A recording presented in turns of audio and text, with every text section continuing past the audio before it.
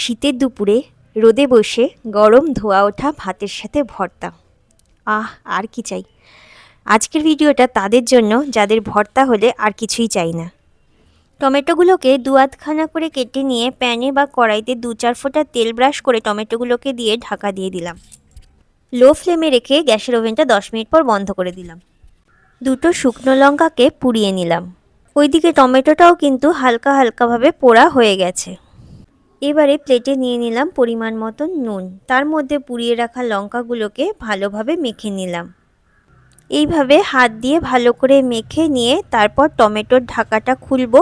তখন দেখতে পাবো টমেটোগুলো বেশ পোড়া পোড়া হয়ে গেছে, আর টমেটোর পিছনের যে খোসাগুলো সেগুলো একা একাই সুন্দরভাবে উঠে আসছে।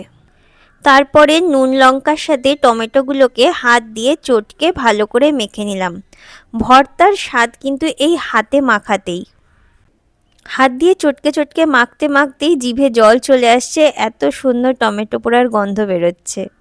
ভালো করে টমেটোটাকে মেখে নিয়ে উপর থেকে ছড়িয়ে দেব কুচি করে রাখা ধনেপাতা।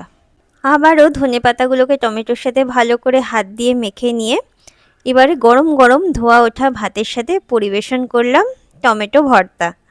এই রকম একদম সহজ সহজ রেসিপি, নতুন নতুন রেসিপির আইডিয়া জানার জন্য আমাকে ফলো করো। অনেক ধন্যবাদ সবাইকে ভিডিওটা দেখার জন্য।